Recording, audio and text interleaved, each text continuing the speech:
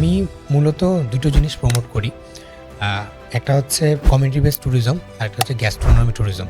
আমি আগে বলতেছি দেশটাকে ঘুরে দেখার জন্যে, এরপর আপনার যখন টাইম থাকতেছে, আপনার যখন দেশটা ঘুরে দেখা হয়ে গেছে, আপনি এরপর দেশের বাইরে যান। কিন্তু দেশের বাইরে নিয়ে কন্টেন্টটা কম দিই, দেশ নিয়ে কন্টেন্ট বেশি দিই। কারণ আমার বাংলাদেশ সেন্ট্রিক কন্টেন্ট বানানো বেশি ইচ্ছা, বা বাংলাদেশটা এখন আমার প্রপারলি ঘুরে দেখা হয়নি। আমি কন্টেন্ট বানাই তিনটা জিনিস নিয়ে, একটা হচ্ছে হেরিটেজ, একটা হচ্ছে ট্রাভেল, আর একটা হচ্ছে অ্যাডভেঞ্চার। নাম্বার ওয়ান হচ্ছে আমাদের R&D হয়, রিসার্চ অ্যান্ড ডেভেলপমেন্ট হয়। How we actually pre plan, how actually shoot, এবং আমরা কীভাবে এটাকে প্রোডাকশন বা পোস্টে যাই। বিফোর দ্যাট আপনি যখন কন্টেন্ট ক্রিয়েশনে আসবেন, আমি যেটা মনে করি আগে নিজের পায়ের নিচে মাটিটা রেডি রাখতে হবে। আমরা খালি ট্রাই করি যে কন্টেন্টটা বানানোর জন্য, কিন্তু কন্টেন্টের পেছনে যে একটা রিসার্চ, একটা স্ট্রং একটা পয়েন্ট, এটা আমরা অনেকে মাথায় রাখি না। বাট এখনকার অ্যালগোরিদম, অডিয়েন্সের কথা চিন্তা করলে রিলসটায় ফোকাস করতে আমি বলবো।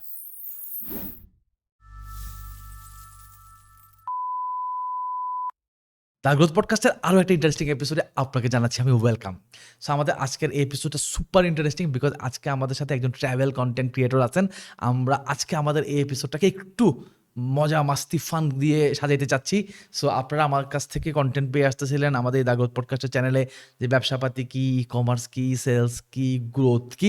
সো আজকে আমরা এইসব নিয়ে কোনো আলাপ আলোচনা করবো না। আমরা আজকে আলাপ আলোচনা করবো শুধু ফান, শুধু ট্রাভেলিং, শুধু ঘোরাঘুরি, শুধু এনজয়মেন্ট, মজার মজার খাবার দাবারও খাওয়ার চেষ্টা করবো আমরা আমাদের এই পডকাস্টের ভেতরেই।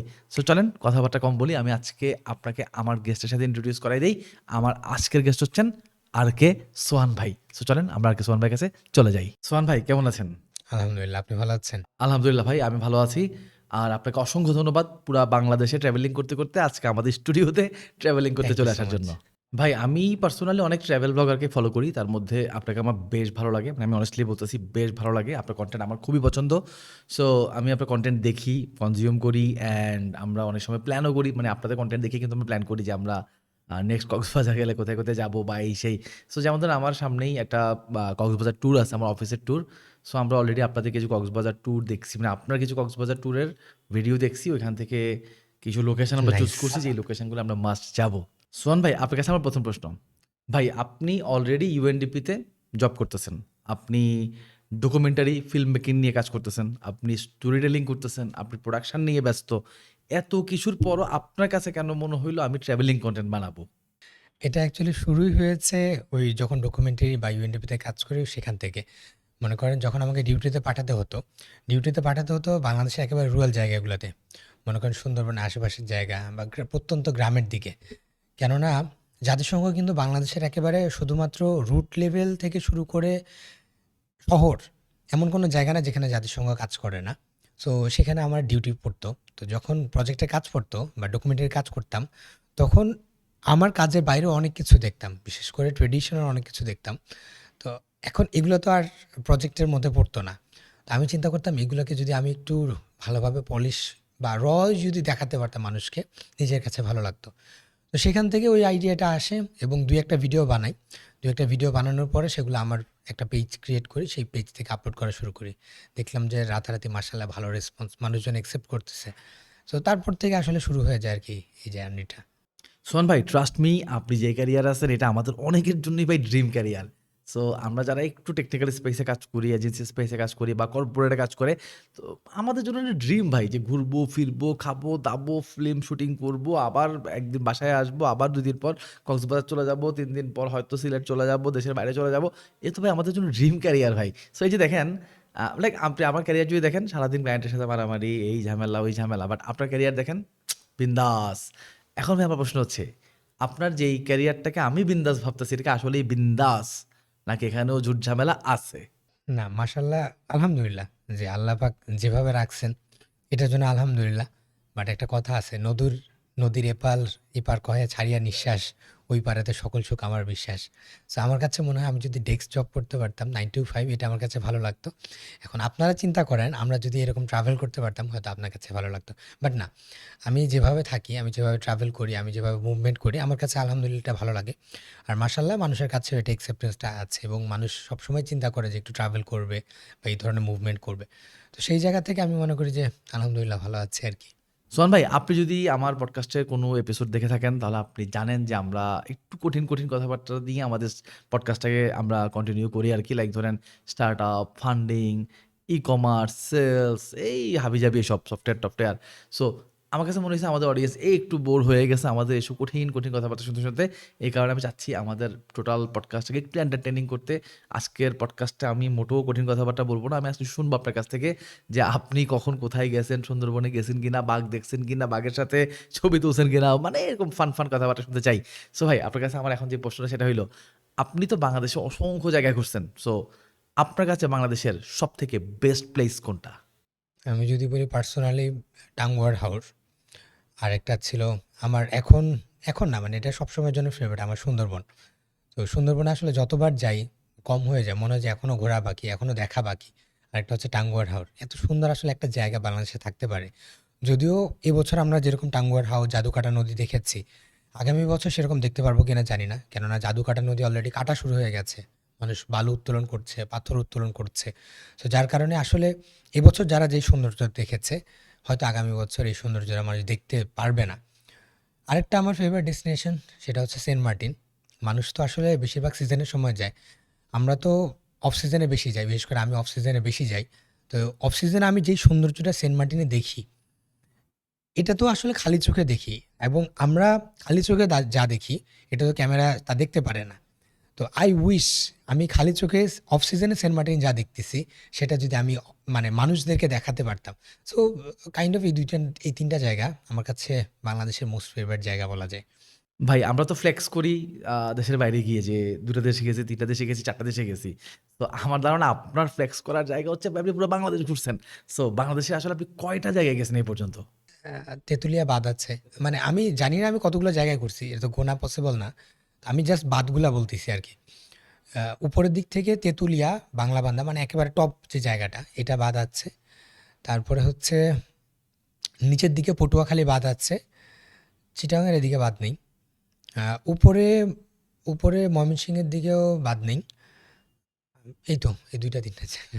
ভাই আমরা যখন কোথায় গেছি বাংলাদেশের যখন চিন্তা ভাবনা করি আমরা এভাবে বলি যে আমরা রাঙামাটি গেছি, কক্সবাজার গেছি, সিলেট গেছি। আর আপনার অবস্থা এমন যে আপনাকে চিন্তা করতে হচ্ছে এভাবে যে ম্যাপের উপর দিকে গেছি, নিচের দিকে গেছি, বাম দিকে গেছি, ডান দিকে গেছি, মাঝখানে গেছি। মানে পুরা বাকি নাই কিছু না? ভাই আমরা যখন কোনো ঘোরাঘুরি করার মুডে থাকি আমরা আমাদের মুডটা আসলে কখন আসে দেখেন, আমাদের মুডটা আসে যখন দেখি যে বৃহস্পতিবার দিন একটা ছুটি পাইছি, সরকারি ছুটি, শুক্র শনি বন্ধ আছে, একদিনে একসাথে ৩ দিনের ছুটি নিয়ে চলে যাবো কোথাও। সো এরকম হয় বেসিক্যালি আমাদের চিন্তা ভাবনা, আমরা যারা একটু ব্যবসা পাতি করি, চাকরি বাকরি করি। সো আপনাদের চিন্তা ভাবনা তো আসলে আমাদের মতো না যে এই ৩ দিন ছুটি পাইছি, এই ৩ দিন দৌড় দিব, ব্যাপারটা কিন্তু এমন না আপনাদের। আপনারা অলওয়েজ দৌড়ের উপরে থাকেন। তো এর মানে হলো আমি বেসিক্যালি সম্ভবত ট্যুরিস্ট আর আপনি হচ্ছেন ট্রাভেলার। সো একটু আমাদেরকে বোঝাই বলেন ভাই, এই ট্যুরিস্ট আর ট্রাভেলারের মধ্যে আসলে পার্থক্যগুলা কি কি? আচ্ছা, নাম্বার ওয়ান হচ্ছে আমরা যারা প্রফেশনালি ট্রাভেল করি বা ট্রাভেলার, ট্রাভেলার আসলে প্রফেশনালি হতে পারে, নন প্রফেশনালি হতে পারে, কেউ শখের বশেও ট্রাভেলার হতে পারে, স্বাভাবিক। নাম্বার ওয়ান হচ্ছে ট্রাভেলারদের কোনো টাইম টেবিল, কোনো ডেস্টিনেশন, কোনো টার্গেট কিছু থাকে না। তারা হচ্ছে জাস্ট আমি ওই জায়গাটায় যাব, চলে যায়। এখন ওখানে জান্নাত জাহান্নাম, আগুন ঝড় ঝাপটা যাই থাকুক, সে চলে যাবে। ট্যুরিস্ট চিন্তা করে যে আমি রিল্যাক্স মুডে যাব, রিল্যাক্স মুডে ট্রিপ করব, সেখানে আমার কমফোর্টেবল চিন্তা করব, সেখানে আমি স্ট্রেস রিলিফের কথা চিন্তা করব। একজন ট্রাভেলার কখনোই এত কিছু চিন্তা করে না, সে চিন্তা করে যে আমি ওই জায়গাটা এক্সপ্লোর করব, দ্যাট মিনস আমি এক্সপ্লোর করব। এখন সেটার জন্য আমার 2 দিন লাগবে না 2 মাস লাগবে, he doesn't care, she doesn't care. আর ট্যুরিস্ট যেটা চিন্তা করে যে আমার 2 দিন গ্যাপ আছে বা 2 ঘন্টা আমার ছুটি আছে, সে 2 ঘন্টার জন্য বা 2 দিনের জন্য সে একটা ডেস্টিনেশনে চলে যায়, এবং সেই ডেস্টিনেশনটা কমফোর্টেবলও হতে পারে, আনকমফোর্টেবলও হতে পারে, রিল্যাক্স ট্রিপও হতে পারে, আবার নন রিল্যাক্স ট্রিপও হতে পারে। সো এই কিছু জায়গায় একজন ট্রাভেলার এবং একজন ট্যুরিস্টের মধ্যে কিছু ডিফারেন্স। আবার খাবার দাবারেরও একটা চ্যালেঞ্জ থাকে। ট্রাভেলার সবসময় চিন্তা করে যে খাবার দাবার আমি খাইলাম না খাইলাম, কি খাইলাম না খাইলাম, সেটা আমার দেখার বিষয় না। আর ট্যুরিস্ট চিন্তা করে আমার খাবারটা ভালো মতো আছে কিনা, আমার খাবারটা হাইজিনিটি মেনটেন হচ্ছে কিনা, আমার খাবারটা সেরকম রিফ্রেশড আছে কিনা, এই জিনিসগুলো একজন ট্যুরিস্ট চিন্তা করে। বাট একজন ট্রাভেলার, সে যখন ঘুরতে যায়, সে পাইলে ওই ঝর্ণার পানিও খায়, ঝিরির পানিও খায়, সে পাইলে তার সাথে রাখা সেফ যে ড্রিঙ্কিং ওয়াটার সেটাও খায়, সে পাইলেও ঝিরি থেকে ধরে মাছ খায়, শামুক খায়। কিন্তু একজন ট্যুরিস্ট, তাকে সবসময় চিন্তা করতে নিজের হেলথের কথা, নিজের সেফটির কথা সব কিছু চিন্তা করতে হয়। বাট একজন ট্রাভেলার সেফটির কথা চিন্তা করে, নিজের হেলথের কথা চিন্তা করে, বাট এত কিছু আসলে তার নজরে থাকে না। তার টার্গেট থাকে যে I have to travel, I have to explore. ভাই আমি আপনার সাথে কানেক্ট করি। সো আমার একটা প্রিভিয়াস এক্সপেরিয়েন্স আছে, মানে আমি নিজেও আসলে একটা সময় এই ট্রাভেলিং ইন্ডাস্ট্রির সাথে জড়িত ছিলাম। সো আমি একটা জাদুঘরে চাকরি করতাম খুব সম্ভবত 2012-13 সালে। সো জাদুঘরটা চট্টগ্রামে, জাদুঘরটার নাম হচ্ছে জাতিতাত্ত্বিক জাদুঘর, আগ্রাবাদে জাদুঘরটা। সো ওই জাদুঘরে আমাদের যেটা কাজ ছিল বা আমার যেটা রেসপন্সিবিলিটি ছিল, আমাদের 10 জনের একটা টিম ছিল।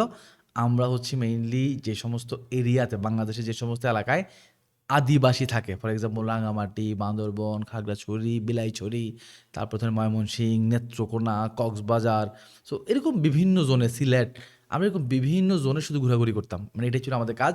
তো আমরা আদিবাসীদের ঘরে থাকতাম, আদিবাসীদের সাথে রাত কাটাইতাম, আদিবাসীদের সাথে খাবার খাইতাম, মানে ওদের কালচারটা বোঝার চেষ্টা করতাম, ওই সমস্ত কালচার আমরা ফিল্ম করতাম, শ্যুট করতাম, এবং ওদের সাথে থাকতে থাকতে আমরা ওরা যে সমস্ত জিনিস ব্যবহার করে, অর্থাৎ যেগুলা ওদের কালচার, ওই জিনিসগুলো আমরা কালেক্ট করার ট্রাই করতাম এবং এগুলো আমরা জাদুঘরের জন্য নিয়ে যাইতাম। আর জাদুঘর ওই জিনিসগুলো সংরক্ষণ করতো। সো এটাই ছিল বেসিক্যালি আমার টাস্ক। সো এই কাজগুলো করতে গিয়ে আমি দেখছি আর কি যে এই সমস্ত এরিয়াতে আমাকে অনেক চ্যালেঞ্জ ফেস করতে হয়েছে। বিভিন্ন ধরনের বাহিনী ছিল, এখনও আছে হয়তো, আমি জানি না। বিভিন্ন বাহিনীর ঝামেলা, মানে আমরা বাঙালি, আমরা গেলে মেনে নিতে পারে না, কালচারাল প্রবলেম ছিল, ল্যাঙ্গুয়েজ একটা হিউজ ব্যারিয়ার, তারপরে কারেন্সি একটা সমস্যা। আমি অনেক এলাকায় দেখছি যে 500 টাকার 1000 টাকার নোট, আমাদের নোটগুলো চলে না, ওখানে লাল নোট লাগে, 10 টাকার লাল নোটই লাগবে। সো এরকম অনেকগুলো ইস্যু ছিল। সো আপনি তো প্রচুর জায়গায় ট্যুর করছেন, প্রচুর জায়গায় ট্রাভেলিং করছেন। সো এই ঘুরতে ঘুরতে আপনার ফেস করা সব থেকে ওর্স্ট চ্যালেঞ্জগুলো কী ছিল, আর হচ্ছে সব থেকে বেস্ট এক্সপিরিয়েন্স কী ছিল? আচ্ছা, এটার আসলে সংজ্ঞায়ন করলে খুব কম হয়ে যাবে। নাম্বার 1 হচ্ছে আগে ফেস করতাম এই চ্যালেঞ্জগুলো। এখন আলহামদুলিল্লাহ খুব একটা ফেস করতে হয় না। আগে নেচারের দিক থেকে প্রবলেম ফেস করতে হতো। আগে মানুষের দিক থেকে প্রবলেম ফেস করতে হতো। আগে ফিন্যান্সিয়ালি প্রবলেম ফেস করতে হতো। ৩ নাম্বার থেকে শুরু করি। ফিন্যান্সিয়ালি বিষয়টা হচ্ছে যেহেতু ট্রাভেলিং করতে হয়। সো নাম্বার 1 হচ্ছে আমার ফিন্যান্সিয়াল স্ট্যাবিলিটি কতটুকু। তার বাসায় যে আমি থাকবো, তার এলাকায় যে যাবো, যাওয়া আসার কস্টিং, ট্রাভেলিংয়ের কস্টিং, তারপরে তার বাসায় যে থাকবো, সেই থাকার জন্য তাকে তো মিনিমাম একটা অনারিয়াম বা মিনিমাম একটা কস্টিং তাকে দিতে হবে। এগুলো ছিল না। না, যখন থাকতো, থাকার পরে কি হলো? এরপর আসে আমার ল্যাঙ্গুয়েজ ব্যারিয়ার, তারপরে হচ্ছে ট্রাস্ট ইস্যু। আমি যে তার এখানে যাবো, আমি কতটুকু তাকে ট্রাস্ট করতে পারবো? আমি রাঙামাটি একটা গ্রামের নাম বলবো না। তখন আমরা রাত 8টা কি 8:30 বাজে। আমরা জাস্ট তখন একটু আ হাঁটতে বের হয়েছি। মনে করেন এখানে একটা ঘর, একটা পাহাড় পার হয়ে ২ টা পাহাড় পার হয়ে আরেকটা ঘর। একই পাড়ার আরেকটা ঘর আরকি। তো তখন আমরা যখন ওই ২য় ঘরটায় গেলাম ২ টা পাহাড় পার হয়ে, বসে আছি, আড্ডা দিচ্ছি। এ সময় হঠাৎ করে শুনি যে একজন বলতেছে যে, "ভাই তাড়াতাড়ি আমাদেরকে বের হতে হবে। আসতেছে, বাহিনী আসতেছে।" তো আমি বললাম যে, "বাহিনী আসতেছে মানে?" তখন আমি নতুন ট্রাভেল করতেছি পাহাড়ের এই ভিতরের জায়গাগুলাতে। তো বলতেছে, "ভাই বাহিনী আছে, এরকম ব্যাপার-স্যাপার আসতেছে, আপনারা একটু থাকলে সমস্যা হতে পারে।" তো আমরা বললাম যে, "আমরা খাটের নিচে থাকি।" ও সরি, খাট তো তখন ছিল না। আমরা বললাম যে, "খাটের নিচে থাকি।" বলল যে, "ভাই আসলে আমাদের এখানে খাট নাই, আমরা ফ্লোরেই ঘুমাই।" আমি বললাম যে, "তাহলে তো মুসিবত। আমরা কিছুক্ষণ থাকতে পারবো না এখানে।" পরে আমরা রাতের বেলায় চলে আসি। তো এই জিনিসগুলা যে বাহিনীর কথা বললেন বা থাকার প্রবলেমের কথা, এই জিনিসগুলা গেছে। তারপর ভেতরের দিকে সবাই আসলে বাংলা ভাষাটা বোঝে না। তাদের যে নিজস্ব ভাষা, ওই একটা ভাষাতেই তারা স্ট্রিক্ট। অনেকে আছে বাংলা ভাষা বোঝে। কিন্তু ওই যে যারা মনে করেন বৃদ্ধ মহিলা আছেন, তারপরে মনে করেন বৃদ্ধ বয়স্ক যারা পুরুষ আছেন, তারা তো আসলে এতটা সিভিলাইজড না। তারা তো আসলে শহরের দিকে আসে না। বিশেষ করে রাঙামাটি শহর বা বাজারগুলোতে আসে না। যার কারণে তারা সেভাবে বাংলাটা বুঝেও না, বলতেও পারে না। ২-১ জন আছে যারা ইয়াং ছেলেপেলে, তারা বাংলা ভাষা বোঝে। তারাই একটু আমাদেরকে ট্রান্সলেট করে দেয়। পরে ওই যে কোনোরকম রাতে ওইখান থেকে চলে আসি। বাহিনীর হাত থেকে আমরা কোনোরকম বেঁচে ফিরি। তো এখন এরকম কিছু সিনারিও গেছে যে মানুষের চ্যালেঞ্জ, ফিন্যান্সিয়াল প্রবলেম। আরেকটা হচ্ছে প্রাকৃতিকগত। যেমন ধরেন সুন্দরবনে একটা গ্রামে গেছিলাম। এটা হয়তো আমার কনটেন্ট অনেকেই দেখছে। সুন্দরবনে একটা গ্রামে গিয়ে আমরা আগের দিন পৌঁছাইছি। আগের দিন পৌঁছানোর পরে হঠাৎ করে বিকাল থেকে দেখলাম যে একটু আবহাওয়াটা কেমন যেন লাগতেছে। সন্ধ্যা হতে সিগন্যাল দিয়ে দিল এবং তারপরের দিন থেকে সম্পূর্ণ সেখানে ট্রলার, নৌকা সবকিছু চলাচল বন্ধ এবং সাইক্লোন শুরু হয়ে গেল। রাতারাতি রাত ৩টার দিকে উঠে দেখি যে আমাদের কোমর পর্যন্ত পানি। তো সেই সময় আমরা ৭ দিন আটকা পড়েছিলাম। তো এখন কথা হচ্ছে এইরকম প্রাকৃতিকগত কিছু চ্যালেঞ্জও যায়। কিন্তু ওই যে বললাম, একজন ট্রাভেলার কখনোই চিন্তা করে না যে আমি বিপদে পড়বো, না আমি ওখান থেকে সেফলি ফিরে আসবো, না আমার খাবারের প্রবলেম হবে, না থাকার প্রবলেম হবে। এত কিছু আসলে চিন্তা করে আমরা যাইনি। আমরা চিন্তা করি যে ওই জায়গাটা আমরা এক্সপ্লোর করব। সো ওই মেন্টালিটিতে আমরা ওখানে যাই এবং আলহামদুলিল্লাহ ৭ দিন পরে ফিরে আসি। তো এরকম ফিন্যান্সিয়াল প্রবলেমও যায়।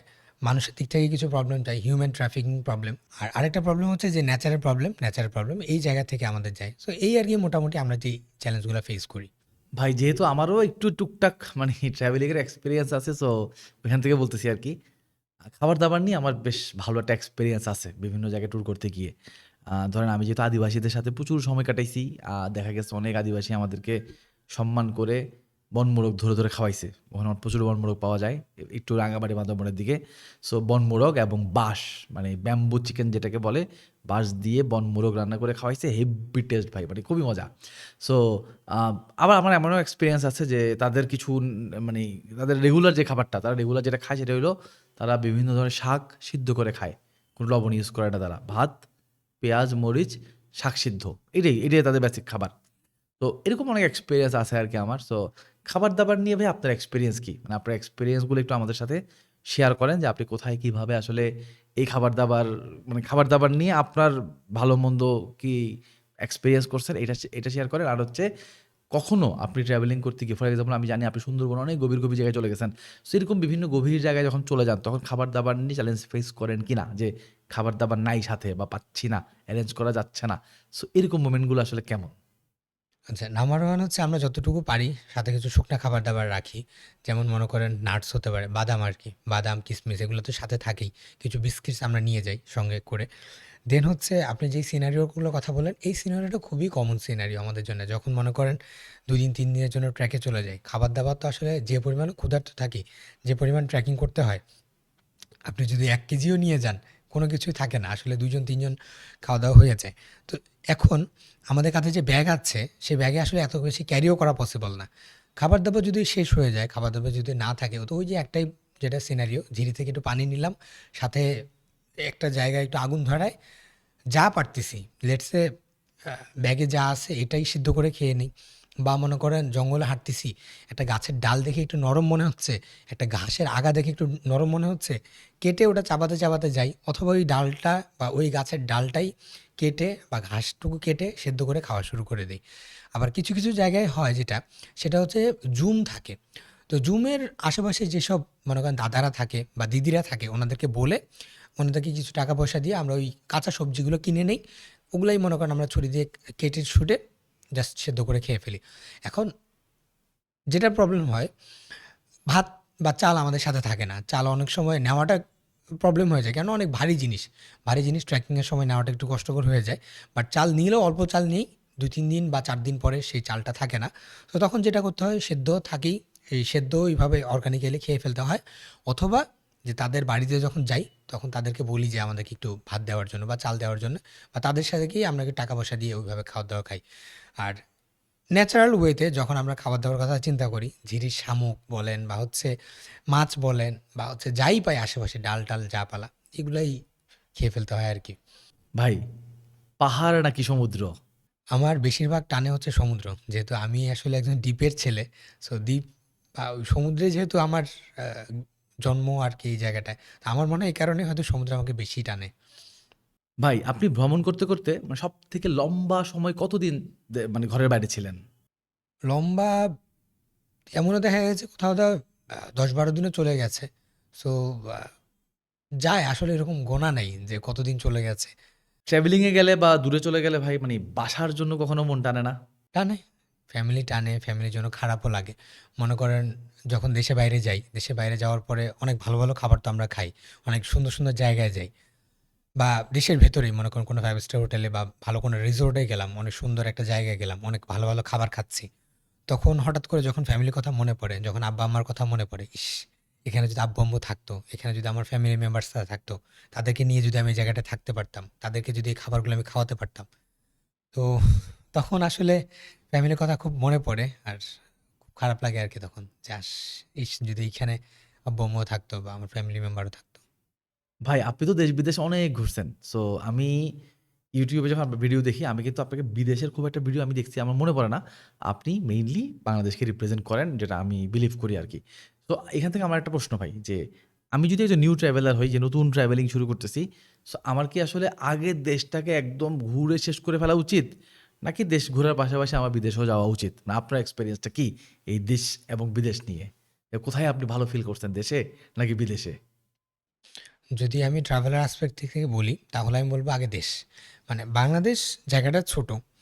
কিন্তু এইখানে এত ভ্যারাইটি আছে, ছোট্ট একটা দেশে এত বৈচিত্র্য আছে, এটাই আপনি শেষ করতে পারবেন না। একটু আগে বলছিলাম না যে আমার বাকি হয়তো আছে ২-৩টা জেলা। এই ২-৩টা জেলা বাকি আছে। কিন্তু এই যে বাংলাদেশটা, এই বাংলাদেশটা এখনও আমার মনে হয় যে আমি প্রপারলি ঘুরে দেখিনি। এখনও অনেক জায়গা আমার যাওয়া বাকি। এখনও অনেক ট্রেডিশন এক্সপ্লোর করা বাকি। এখনও অনেক কিছু আমার এক্সপ্লোর করা বাকি।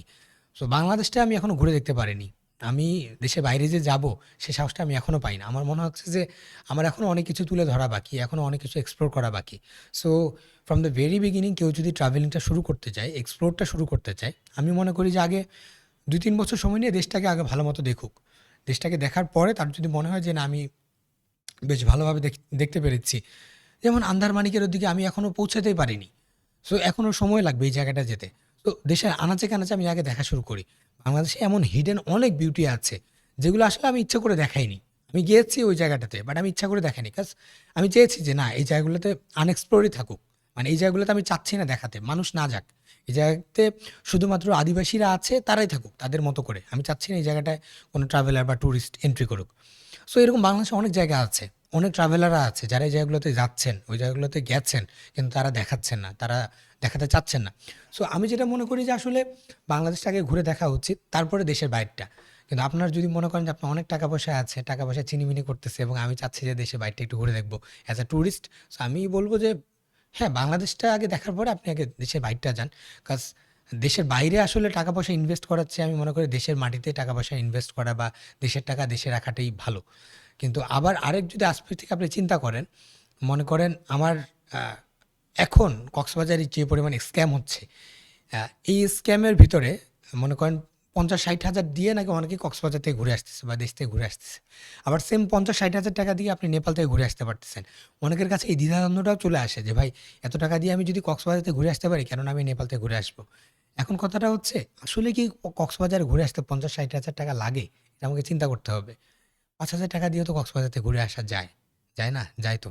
এখন নেপাল থেকে তো আপনি ৫,০০০ টাকা দিয়ে ঘুরে আসতে পারবেন না। সো এই জিনিসটা আমাদেরকে চিন্তা করতে হবে। আগে দেশ, তারপরে আগে দেশ, দেশের মাটি, তারপরে বিদেশ। হোক সেটা ট্যুরিস্ট অ্যাসপেক্ট, হোক সেটা ট্রাভেলার অ্যাসপেক্ট। তো আমিও যেটা মনে করি যে আমার আসলে দেশটা এখনও ঘোরা অনেক বাকি, তারপরে আমি দেশের বাইরে যাব। ভাই একটা সিনারিও চিন্তা করেন যে আপনি দাঁড়ায় আছেন একদম এইভাবে, আপনার সামনে ঝর্ণা এবং পাহাড়, ডেফিনেটলি পাহাড়, মানে পাহাড় থেকে তো পানি পড়ে, ঝর্ণা, উপর মেঘ, চারপাশে আপনি পাহাড় মাঝখানে দাঁড়ায় আছেন এবং পানি পড়তেছে। অথবা চিন্তা করেন যে আপনি একটা পাহাড়ের উপর, যেখান থেকে অনেক মানে অনেক ছোট ছোট কিছু গাছ বাতাসে দুলতেছে, আম, সূর্য অস্ত যাচ্ছে এবং সারি সারি পাহাড় দেখতেছেন। অথবা চিন্তা করেন আপনি শীতকাল, আপনার সামনে কুয়াশা, অথবা কুয়াশা মানে কুয়াশার চাদর, অথবা আপনার নিচে মেঘ, অনেক পাখি, গাছপালা। সো এই যে মানে এগুলোই তো দেখেন আপনারা, তাই না? মানে এগুলাই তো আপনি এক্সপেরিয়েন্স করেন। তো এইরকম মোমেন্টগুলোতে আপনার কখনো কি মনে হয় যে ইস, যদি এখান থেকে যাইতে পারতাম, মানে এখানেই যদি বাকি জীবনটা থাকতে পারতাম, মানে এরকম কখনো মনে হয়েছে? এই রিয়ালাইজেশনটা আসলে কখনো হয় না, আবার কখনো কখনো হয়। যেমন মনে করেন যখন একটু গহীনের দিকে যাই তখন মনে হয় যে কি একটা লাইফের মধ্যে আছে, খালি এটা করো ওটা করো, এটা করতে হবে ওটা করতে হবে, এর চিন্তা ওই চিন্তা। যখন ওই জায়গাগুলোতে যাই তখন মনে হয় যে দুনিয়া থেকে সব কিছু ফু হয়ে বের হয়ে গেল এবং আমার মনে হয় যে জায়গাটা থেকে যায়। আবার চিন্তা করি যে না, রিয়ালিটি তো ডিফারেন্ট। আসলে আমরা একটা অন্য একটা জায়গায় জন্মাইছি, অন্য একটা জায়গায় থাকতেছি। আমাদের অনেক কিছু চিন্তা করতে হয়, ফ্যামিলির কথা চিন্তা করতে হয়। তো এইসব জায়গায় যখন ঘুরতে যাই তখন আসলে চাইলেও থেকে যেতে পারি না। লম্বা সময় থাকি ঠিকই, কিন্তু চাইলেও পার্মানেন্টলি থেকে যেতে পারি না। ওই যে একটা দায়বদ্ধতা আছে, একটা ফর্মালিটিস আছে, অনেক কিছু চিন্তা ভাবনা করতে হয়। ফ্যামিলির কথা চিন্তা করেন বা নিজের কথা চিন্তা করেও। আবার এখন যেহেতু একটা একটা টিম নিয়ে আমাকে কাজ করতে হয়, টিমের কথা চিন্তা করতে হয়। তো আসলে চাইলেও থেকে যেতে পারি না, আবার মনে চায় যে হ্যাঁ থেকে যাই। আসলে যখন ট্রাভেল করি তখন একটা জিনিস আমাকে সবসময় চিন্তা করায়, অ্যাজ আ মুসলিম হিসেবে ওই জিনিসটা চিন্তা করায়। যেমন মনে করেন আমরা যখন রুহের জগতে ছিলাম, রুহের জগৎ থেকে আমরা পৃথিবীতে আসছি এবং পৃথিবী থেকে আমরা আবার কবরে চলে যাব আরেকটা জগতে।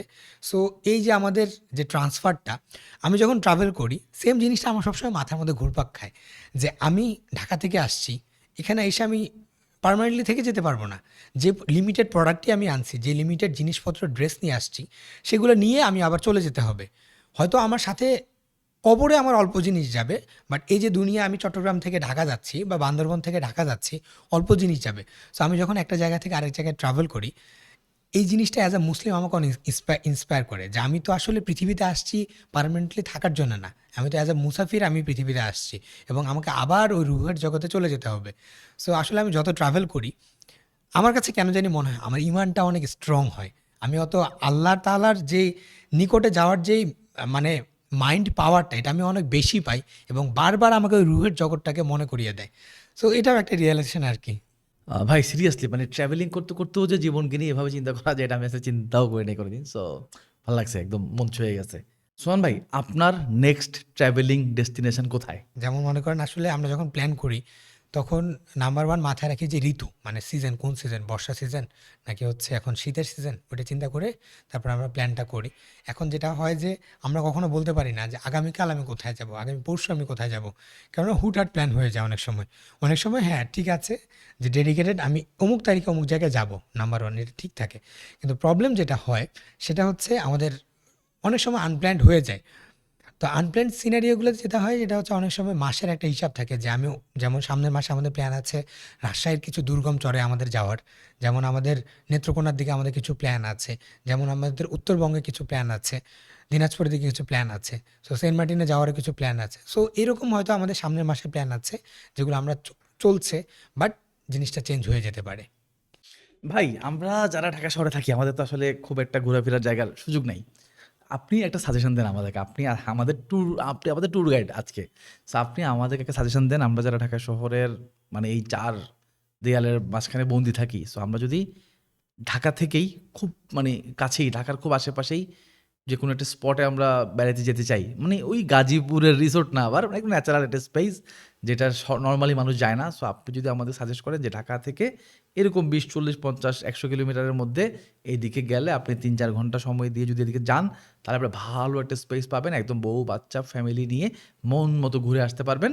আর যদি আমাদের ১ রাত থাকার সুযোগও হয়, তাহলে বলবেন যে এভাবে এই জায়গায় ১ রাত থাকার সুযোগ আসলে আছে। সো আমাদেরকে একটা গাইডলাইন দেন, একটা সাজেশন দেন যে আমরা বউ, বাচ্চা, ফ্যামিলি নিয়ে একদম ঢাকার আশেপাশে একটা চমৎকার স্পেস কোথায় যাইতে পারি, অ্যান্ড স্পেসটা এমন হইতে হবে যেন আমি যাওয়ার পরে সোহান ভাইয়ের জন্য দোয়া করি। সোহান ভাই একটা চমৎকার জায়গায় পাঠিয়েছে আমাদেরকে। বাংলাদেশে আসলে এরকম অনেক জায়গা আছে, বাট ফ্যামিলি যেহেতু এখানে অনবোর্ড, সো ফ্যামিলির কথা চিন্তা করলে আমি বলবো যে হচ্ছে নেত্রকোনা কলমাকান্দা গ্রাম খুবই সুন্দর। এখানে আপনি পাহাড় দেখতে পারবেন, নদী দেখতে পারবেন।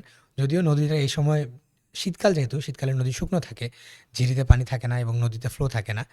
নদী, পাহাড় এবং যে প্রাকৃতিক সৌন্দর্য খুব ভালোভাবে আপনি এনজয় করতে পারবেন এবং ফ্যামিলি নিয়ে গিয়ে আপনি দিনে গিয়ে দিনে আসতে পারবেন যদি চান। আর যদি মনে করেন যে আপনি সেখানে থেকে যাবেন, মোটামুটি লো কস্টে কিছু সেখানে হোটেল আছে, বিশেষ করে কলমাকান্দা উপজেলা বাজারে। সো সেই হোটেলগুলোতে আপনি থাকতে পারবেন খুব কম বাজেটের মধ্যেই। প্লাস আপনার হাতে যদি আরেকদিন সময় থাকে, আরেকটু বেশি সময় থাকে, আপনি ওখান থেকে বিরিশিরি যাইতে পারবেন। বিরিশিরিতে খুব সুন্দর দেখার মতো জায়গা আছে, সেই বিরিশিরিও ঘুরে আসতে পারবেন। এবং আমি মনে করি এখান থেকে যদি আপনি একদিনে গিয়ে একদিনে ঘুরে আসেন, আপনার এটা worth it মনে হবে। সো আপনারা যারা ট্রাভেল কনটেন্ট বানান অ্যাকচুয়ালি মানে আপনারা মানুষকে কি মেসেজ দিতে চাচ্ছেন? যে তুমি এই জায়গাটাতে বেড়াইতে আসতে পারো। আমি ঘুরে গেছি, এরকমই ভালো, তুমিও ঘুরতে আসতে পারো। So এরকম কোনো মেসেজ দিচ্ছেন? নাকি বাংলাদেশটা এত সুন্দর, বাংলাদেশকে এভাবে তুমি বাংলাদেশকে দেখো, আমার চোখে বাংলাদেশকে দেখো, এইটা? নাকি এই যে আধ্যাত্মিক একটা স্টোরি শেয়ার করলেন আমাদের, নাকি এইরকম কোনো আধ্যাত্মিক মেসেজ আপনারা দিতে চাচ্ছেন? মানে কোনটা? আচ্ছা, আমি মূলত দুটো জিনিস প্রমোট করি। আহ, একটা হচ্ছে কমিউনিটি বেসড ট্যুরিজম আর একটা হচ্ছে গ্যাস্ট্রোনমি ট্যুরিজম। এই দুইটা পার্টে পরে আসি। আগে আপনার লাস্ট কোশ্চেনটা যদি বলি যে একেবারে দেশেই থাকতে বলছি নাকি দেশের বাইরেটাও এক্সপ্লোর করতে বলতেছি, আমি আগে বলতেছি দেশটাকে ঘুরে দেখার জন্য। এরপর আপনার যখন টাইম থাকতেছে, আপনার যখন দেশটা ঘুরে দেখা হয়ে গেছে, আপনি এরপর দেশের বাইরে যান। আমি যে খালি দেশ নিয়ে কন্টেন্ট দিই তেমন না, আমি কিন্তু দেশের বাইরে নিয়েও কন্টেন্ট দিই। তো কিন্তু দেশের বাইরে নিয়ে কন্টেন্টটা কম দেই, দেশ নিয়ে কন্টেন্ট বেশি দেই। কারণ আমার বাংলাদেশ সেন্ট্রিক কন্টেন্ট বানানো বেশি ইচ্ছা, বা বাংলাদেশটা এখন আমার প্রপারলি ঘুরে দেখা হয়নি, 100% ঘুরে দেখা হয়নি। সো এখানে আমি কন্টেন্ট বানাই ৩টা জিনিস নিয়ে। একটা হচ্ছে হেরিটেজ, একটা হচ্ছে ট্রাভেল, আর একটা হচ্ছে অ্যাডভেঞ্চার। অ্যাডভেঞ্চার স্পোর্টস বা অ্যাডভেঞ্চার অ্যাক্টিভিটি বাংলাদেশে খুবই কম, রেয়ার বলা যায়। দ্বিতীয়টা হচ্ছে ট্রাভেল, যেখানে আমি দেখাতে চাই যে বাংলাদেশটা এত সুন্দর, আপনি বাংলাদেশেই ট্রাভেল করা উচিত, বাংলাদেশটা ঘুরে দেখা উচিত এবং বাংলাদেশে এটা এটা আছে ট্রাভেল করার জন্য। নাম্বার ওয়ান যেটা, সেটা হচ্ছে হেরিটেজ। আমি ট্রাভেলকে প্রমোট করি গতানুগতিক মানুষ যেভাবে ট্রাভেলকে প্রমোট করে যে আমাদের এটা এটা মানে এরকম সুন্দর সুন্দর আছে, এরকম সৌন্দর্য আছে, এরকম স্পট আছে, এসব না। আমি হেরিটেজটাকে ফোকাস করে আমাদের বাংলাদেশের ট্যুরিজমটাকে প্রমোট করি। এখন এটার মধ্যেই একটা পার্ট হচ্ছে খাবার-দাবার। খাবার-দাবার নিয়ে যখন আপনি আপনার ট্যুরিজমটাকে প্রমোট করতেছেন, তখন এটা হচ্ছে গ্যাস্ট্রোনমি ট্যুরিজম। ভাই আমি দেখেন আমাদের গ্রোথ পডকাস্টে আমরা বেসিক্যালি কাদেরকে আনি? আমরা তাদেরকে আনি যারা সোসাইটিতে গ্রোথে ইম্প্যাক্ট রাখে। সো দেখেন আপনার উদ্দেশ্য আমার কি? আমি তো আরও অনেক ট্রাভেল ব্লগারকে চিনি, অনেক ট্রাভেল কনটেন্ট ক্রিয়েটরকে চিনি। আমি তাদেরকে আনতে পারতাম। সো দেখেন আপনার কনটেন্টে যেটা হয় কি লাইক ধরেন আমি কোথাও গেছি, হোটেলটা দেখাইছি, এই রেস্টুরেন্টে গেছি, খাইছি, এই দিয়ে খাইছি, এই খাবারটা মজা। আপনি কিন্তু এই জিনিসটা নিয়ে কথা বলেন না। হ্যাঁ? আপনার কনটেন্টে আপনি একদম কালচার তুলে ধরেন। একদম রুটে গিয়ে আপনি চেষ্টা করেন একটা ইম্প্যাক্টফুল কনটেন্ট বানানো যে সোসাইটির কাজে আসবে। সো এই কারণে কিন্তু ভাই মানে আপনাকে এই আমার পডকাস্টে নিয়ে আসা। মানে আমার কাছে আপনি একজন ইম্প্যাক্টফুল পারসন। আসলে আমার যেহেতু বেড়ে ওঠাটাই এই ইমপ্যাক্ট ক্রিয়েট করার মধ্য দিয়ে, যেমন আমি ডকুমেন্টারি ফিল্ম মেকিং করি, সো আমি একটা ইমপ্যাক্ট ক্রিয়েট করার জন্য ট্রাই করি সবসময়। আমার কন্টেন্টের 3টা পার্ট থাকে। একটা হচ্ছে আপনার হেরিটেজ, একটা ট্রাভেল, আর একটা হচ্ছে অ্যাডভেঞ্চার। মানে 3 ধরনের কন্টেন্ট আমি মূলত বানাই। 3 নাম্বার থেকে শুরু করি অ্যাডভেঞ্চার, যেটার বাংলাদেশে মার্কেট খুবই কম, নাই বললেই চলে, খুবই রেয়ার। অ্যাডভেঞ্চার স্পোর্টস বাংলাদেশে খুবই কম। অ্যাডভেঞ্চার স্পোর্টস যদি বাড়াতে পারি, অনেক ট্যুরিস্ট আনতে পারবো। এখন যতটুকু বাংলাদেশে অ্যাডভেঞ্চার স্পোর্টস আছে, ততটুকু আমি করার ট্রাই করেছি। নাম্বার 1। নাম্বার 2 হচ্ছে ট্রাভেল। ট্রাভেল, সবাই ট্রাভেল নিয়ে কন্টেন্ট বানানোর চেষ্টা করে। এখন আমার কন্টেন্ট আর অন্যদের কন্টেন্ট একটু ডিফারেন্স আছে। আমি বলছি ওই লাইনটাতে, সবাই হয়তো দেখানোর চেষ্টা করে যে আমাদের দেশটা এত সুন্দর, আমাদের দেশে এরকম সুন্দর সুন্দর জিনিস আছে, আপনারা ঘুরেন, বা এরকম জিনিস প্রমোট করার ট্রাই করে। আমিও ট্রাই করি এই জিনিসগুলো প্রমোট করার জন্য একটু ডিফারেন্ট স্টাইলে। নাম্বার 1 যেটা আমার কন্টেন্টের মধ্যে আমি ফোকাস করার ট্রাই করি, সেটা হচ্ছে হেরিটেজ বা কালচার। এখন আমাদের দেশে কিন্তু ছোট্ট একটা দেশ হলো, এর মধ্যে বৈচিত্র্য অনেক। অনেক রকমের আপনি মানুষজন দেখতে পারবেন। আপনি অনেক ধরনের কালচার আপনি দেখতে পারবেন, অনেক ধরনের ট্রেডিশন আপনি দেখতে পারবেন। বাংলাদেশটা কিন্তু ট্রেডিশনের একটা খনি। এত পরিমাণ মানুষ আছে যেটা কিনা আপনি অন্য জায়গায় দেখতে পারবেন না। এত পরিমাণ ঐতিহ্য আছে, ডাইভার্সিটি আছে, যেটা অন্য কোথাও আপনি দেখতে পারবেন না। সো এখন আমি যেটা ট্রাই করি, বাংলাদেশের হেরিটেজটাকে তুলে ধরি। এই বাংলাদেশের ট্রাভেল বা এই ট্যুরিজম সেক্টরটাকে তুলে ধরি, হেরিটেজটাকে টেনে এনে। দ্যাট মিনস আমি কাজ করি 2টো জিনিস নিয়ে। একটা হচ্ছে কমিউনিটি বেসড ট্যুরিজম, আর একটা হচ্ছে গ্যাস্ট্রোনমি ট্যুরিজম। কমিউনিটি বেসড ট্যুরিজমটা হচ্ছে পার্টিকুলার একটা জায়গার সেই কমিউনিটি নিয়ে যে ট্যুরিজমটা কাজ করে, সেটা হচ্ছে কমিউনিটি বেসড ট্যুরিজম। লেটসে সুন্দরবনের একটা গ্রাম আছে, নাম হচ্ছে ঢাংমারি। এটা হচ্ছে মংলার ঠিক পাশে। এখন এই আশেপাশে যেই ট্যুরিস্টরা ওখানে থাকে, যে রিসোর্টগুলো আছে, সেই রিসোর্টগুলো এই আশেপাশে যে মানুষরা আছে, ঢ্যাংমারি গ্রামের যে মানুষরা, সেই মানুষদেরকে নিয়ে এখানকার ট্যুরিজমটা বিল্ড করেছে।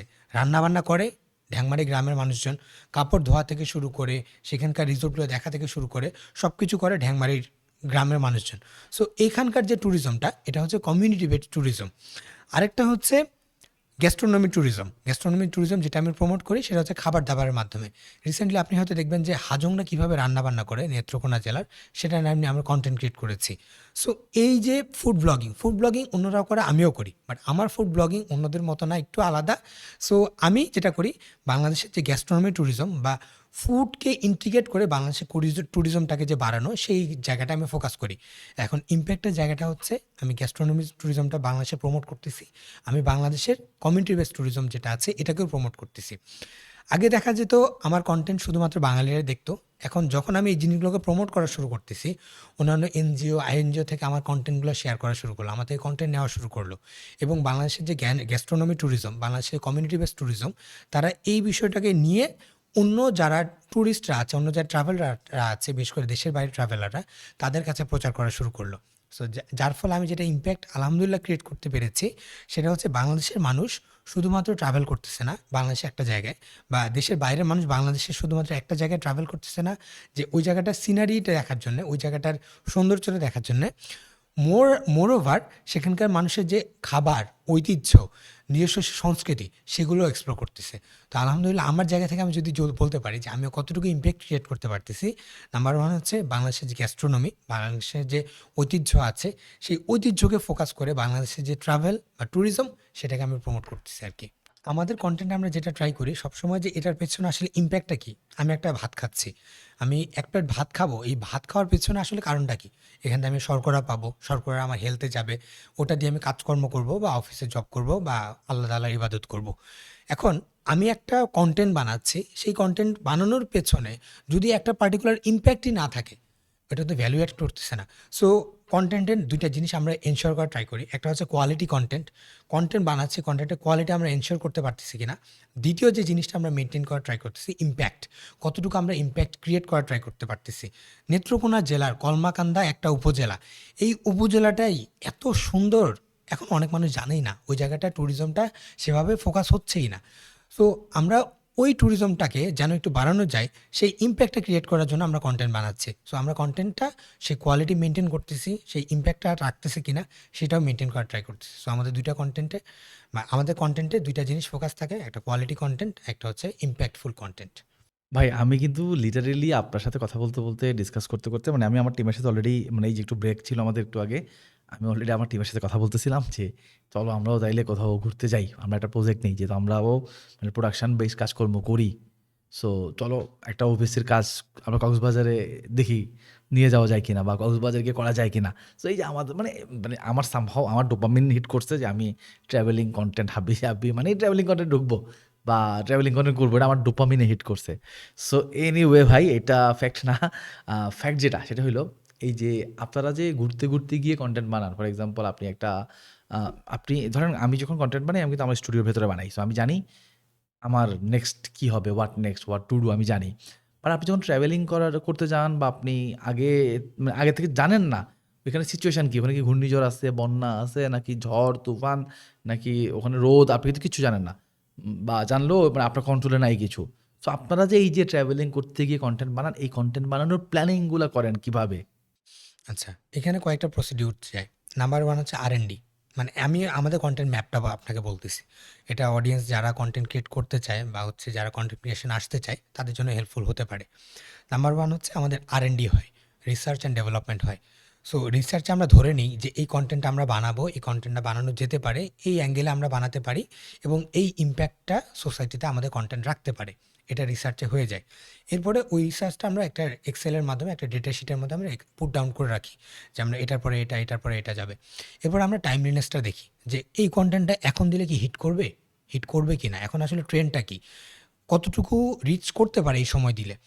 সো ওই টাইমটা দেখে আমরা ওই কনটেন্টটা শ্যুট করি বা ওই কনটেন্টটা ওই সময় আমরা পাবলিশ করি। যখন রিসার্চ হয়ে গেল, কনটেন্টের ইনপুটটা আমরা নিয়ে নিলাম। এরপরে প্রাইমারি একটা আমরা স্ক্রিপ্ট ড্রাফট করে ফেলি। সেই স্ক্রিপ্ট ড্রাফট করি কীভাবে? ইন্টারনেট থেকে একটু ইনফরমেশন নেই, কিছু ভিডিওস দেখি আমরা, কিছু উইকিপিডিয়া দেখি, কিছু চ্যাটজিপিটির সাথে গল্পগুজব করি। ড্রাফট একটা স্ক্রিপ্ট তৈরি করি। ড্রাফট স্ক্রিপ্ট তৈরি করার পরে স্ক্রিপ্ট আমরা ফাইনাল করি না কিন্তু। কেননা আমরা যখন স্ক্রিপ্ট শুরু করে আমরা যখন শেষে যখন শ্যুট করতে যাই তখনও কিছু ইনফরমেশন চলে আসে। লোকাল মানুষজন একটা কথা বলে, দোকানদার একটা কথা বলে, এ একটা কথা বলে, ওই একটা কথা বলে। সো আমরা ফাইনাল কোনো স্ক্রিপ্ট দাঁড়া করাই না যতক্ষণ না পর্যন্ত আমরা 100% ইনফরমেশনটা পাচ্ছি। তো ড্রাফট স্ক্রিপ্ট রেডি করে আমরা একটা টাইম ফিক্স করে লোকেশনে চলে যাই শ্যুট করার জন্যে। শ্যুট করে আসি। শ্যুট করে আসার পরে আমরা প্রাইমারি একটা স্ক্রিপ্ট দাঁড় করানোর ট্রাই করি যে আসলে আমরা লোকেশনে যখন শ্যুট করতেছি তখন স্টোরিটা কী পাইলাম, লোকাল মানুষজন কী বলল, আমাদের স্ক্রিপ্টে কী ছিল, সব কিছু ঠিকঠাক আছে কিনা। এখন যেটা হয়, প্রবলেম যেটা হয়, ইন্টারনেট একটা ইনফরমেশন দেয়, লোকাল মানুষজন আরেকটা ইনফরমেশন দেয়। ইন্টারনেট একটা কথা বলে, লোকাল মানুষজন আরেকটা কথা বলে। তাহলে এই দুইটার মাঝামাঝি কী? সত্যটা কোনটা? এটা আমরা আগে ফিক্স করার ট্রাই করি। ডেফিনিটলি লোকাল মানুষজন তাদের এক্সপেরিয়েন্স থেকে বলে, তারা ডেফিনিটলি ভুল ইনফরমেশন দিবে না। সো আমরা যতটুকু ট্রাই করি, আমরা প্র্যাকটিক্যাল জিনিসটাকে এনশিওর করার ট্রাই করি। আমরা আরেকটু ডিপে যাওয়ার ট্রাই করি যে আসলে ইনফরমেশন কোনটা সত্যি। সো ওই ইনফরমেশনটার উপর বেস করে আমরা ফাইনাল স্ক্রিপ্টটা দাঁড় করে ফেলি। এরপরে তো ভয়েস ওভার যায়, এডিটার যায়, তারপরে কন্টেন্টের প্রোডাকশন হয়। এরপরে যদি দেখি যে হ্যাঁ, এই টাইমে এই ট্রেন্ডের সাথে এই কন্টেন্টটা যায়, তাহলে আমরা তখন কন্টেন্টটা পাবলিশ করে যাই। না হলে কন্টেন্টটা একটু দেরি করি। অবশ্য অনেক সময় ব্র্যান্ড ডিল আমাদের থাকে। ব্র্যান্ড কোলাবোরেশনের জন্যও আসলে কন্টেন্টটা অনেক সময় আগাপেছা হতে পারে। So this is the map how we actually pre plan, how actually shoot এবং আমরা কীভাবে এটাকে প্রোডাকশন বা পোস্টে যাই। ভাই আমরা যখন নরমালি কনটেন্ট বানাই আরকি, যে আমি ধরেন আমি স্টুডিওতে কনটেন্ট বানাই। সো স্টুডিওতে কনটেন্ট কিভাবে বানাই এটা নিয়ে মানুষের না নলেজ আছে যে স্টুডিওতে কনটেন্ট বানানোর জন্য লাইক ধরুন এই যে আমাদের এখানে লাইটার আছে, অনেক লাইট আছে, মাইক্রোফোন আছে, সামনে সাউন্ড রেকর্ড হচ্ছে এই পাশে, এদিকে ক্যামেরা আছে একটা, আপনার এদিকে ক্যামেরা আছে। সো একটা এক্সপেন্সিভ সেটআপ দরকার হয় একটা স্টুডিওর ভেতরে কাজ করতে গেলে। এটাকে সাউন্ড প্রুফ করতে হয়। সো মোটামুটি মানুষের নলেজ আছে যে একটা স্টুডিওর ভেতর শুট কীভাবে হয়। বাট আপনারা যারা ট্রাভেলিং কনটেন্ট করেন মানে আ মানে এখান থেকে আপনি কোনো একটা স্পেসে গিয়ে কনটেন্ট বানান, তখন তো আর আপনি এত লাইট, ক্যামেরা, হাবিজাবি সব নেন না, তাই না? সো আপনি হয়তো সিম্পল কোনো গ্যাজেট আপনার সাথে নিয়ে যান, খুবই রিল্যাক্সিং, খুবই হালকা এমন কিছু। সো এরকম ট্রাভেলিং কন্টেন্ট বানানোর জন্য কি ভাই এই প্রফেশনাল সেটআপের এতও কি দরকার পড়ে, নাকি আপনারা একদমই খুবই ইজি গোয়িং কোনো গ্যাজেট ব্যবহার করেন বা হাতের মোবাইল ফোনটা ইউজ করে ফেলেন? মানে কোনটা করেন আপনারা? মানে এটা আমাদের অডিয়েন্সের উদ্দেশ্যে, মানে আমাদের অডিয়েন্সের জিজ্ঞাসা, আমারও জিজ্ঞাসা। আর যদি ভারী ভারী গ্যাজেট ইউজ করতে হয়, তাহলে যেহেতু আপনি এখন বড় হয়ে গেছেন, বড় কন্টেন্ট ক্রিয়েটর হইতে পারে, আপনি একটা ড্রোন নিয়ে যান, ভারী ভারী গ্যাজেট ট্যাজেট নিয়ে যান। সো আপনি কি কি গ্যাজেট ব্যবহার করেন আমাদেরকে একটা লিস্ট দেন। না, আমি আগেও কোনো বড়সড় কোনো হাই-ফান্ডা কোনো গ্যাজেট দিয়ে ভিডিও বানাইতাম না। এখনও বানাই না। আমি জাস্ট আমার পকেটের ফোন, ওটার সাথে খুব বেশি দামি না, মোটামুটি একটা মাইক্রোফোন নিয়ে যেতাম, দ্যাটস ইট। আর এরিয়াল ফুটেজের জন্য কখনো, কখনো কিছু, কিছু জায়গায় আমি ড্রোনটা নিয়ে যেতাম। And that's it, that's it. Recently আমি একটু নেওয়া শুরু করছি, সেটা হচ্ছে একটা অ্যাকশন ক্যামেরা আমার সাথে নেই। এর চেয়ে আমার কোনো হাই-ফান্ডার কোনো গ্যাজেট, কোনো ইনস্ট্রুমেন্ট আমি ইউজ করি না। এই একেবারে সিম্পল, জাস্ট ফোন দিয়ে আমি ভিডিও বানাই। এবং আমার যেটা মনে হয় অ্যাকশন ক্যামেরার চেয়ে ফোনের ক্যামেরা কোয়ালিটি আমার বেশি ভালো লাগে। ভাই তাইলে আমরা তো মোটামুটি আনসার পাইলাম যে ট্রাভেল কন্টেন্ট করার জন্য আমাদের অনেক বড় বড় গিয়ার সেটআপ হাবিজাবি দরকার নাই। ইভেন আল্লাহ তো লাইট দিয়ে রাখছে, আকাশে বাতাসে শুধু আলো আর আলো। সো লাইট টাইটও ওইভাবে আসলে ক্যারি করার কিছু নাই। সো আমার মোবাইল ফোন আছে, মোবাইল ফোনে ক্যামেরা আছে, অন করব, স্টার্ট, বিন্দাস। সো ভাই এখন আপনার কাছে আমার খুবই ইন্টারেস্টিং একটা প্রশ্ন, মানে এটা যেহেতু আমি নিজেও কন্টেন্ট ক্রিয়েটর, আপনিও content creator, so content creator to content ক্রিয়েটরের কাছে প্রশ্ন যে কারো কি ফুল টাইম কন্টেন্ট ক্রিয়েশনে আসা উচিত কিনা? এটা ২ টা অ্যাসপেক্টই হতে পারে। পজিটিভও হতে পারে, নেগেটিভও হতে পারে, ডিপেন্ডিং অন ইওর মাইন্ডসেট।